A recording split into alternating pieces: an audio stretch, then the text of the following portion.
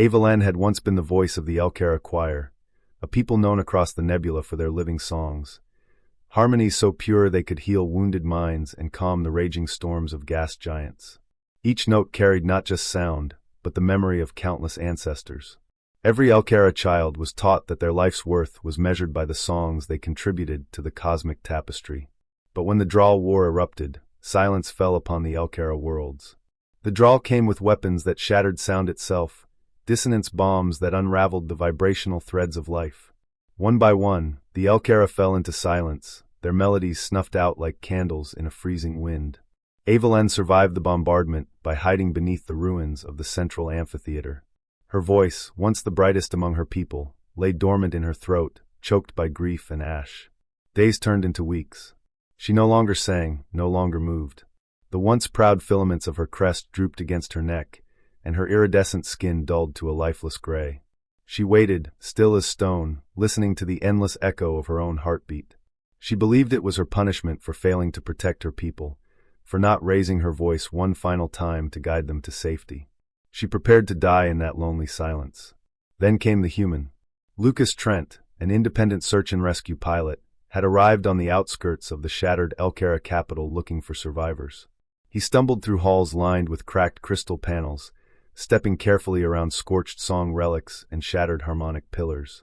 His own voice echoed awkwardly in those silent ruins, a rough rasp compared to the elegant music that had once defined the city. When he found Evelyn, she barely seemed alive. Her eyes stared past him unfocused. Her breathing was shallow, her limbs limp.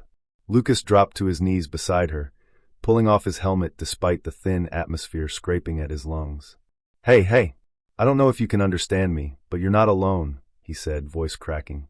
He reached for her trembling hand, rough human skin against her cold, glassy fingers. Evelyn didn't move. She didn't know these words, but something about their cadence, the warmth, the trembling honesty, brushed against the core of her mind. Lucas kept talking. He told her about Earth's sunrise over the Atlantic, about the smell of pine forests after rain.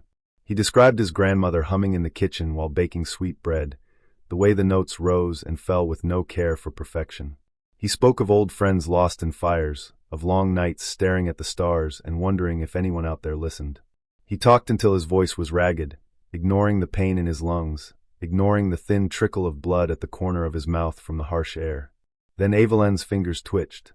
It was almost imperceptible, but he felt it. He squeezed her hand gently, his eyes shining with tears. "That's it," he whispered. "Come back to me." Evelyn's lips parted, a dry, fragile sound breaking out, a single note, weak and quivering, like the first spark in a dying hearth. Lucas leaned forward, breath held, urging her silently with his gaze. The note grew, each second more confident, threading into a fragile melody. It was no longer the soaring chorus of her people. It was a trembling, halting whisper of life clawing back from the edge. But it was enough. Lucas joined her, humming a clumsy, off-key harmony. He had no training, no perfect pitch, only his heart, raw and insistent. The dissonance between their voices should have grated against her senses, but instead it felt like warm sunlight on frostbitten skin. Evelyn's eyes cleared, shifting from blank despair to shocked realization. She saw him, truly saw the human before her, and tears pooled in her eyes, shimmering like tiny stars. Her crest lifted slightly, a sign of tentative hope. They sang together until the air in his portable tank ran dangerously low. Even as his breath faltered, he refused to let go of her hand. In those imperfect harmonies, she found a new kind of music, a song not of tradition or duty, but of survival, grief, and unexpected love.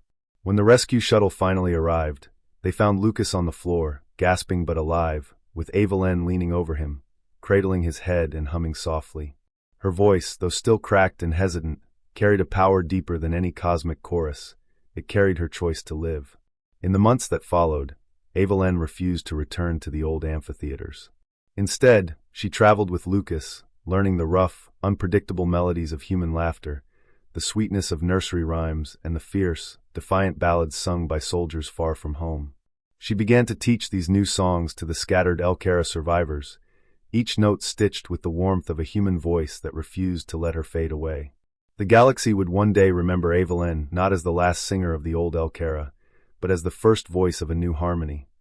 A harmony born in the ruins, called back from the edge by a human who carried no instrument but his heart.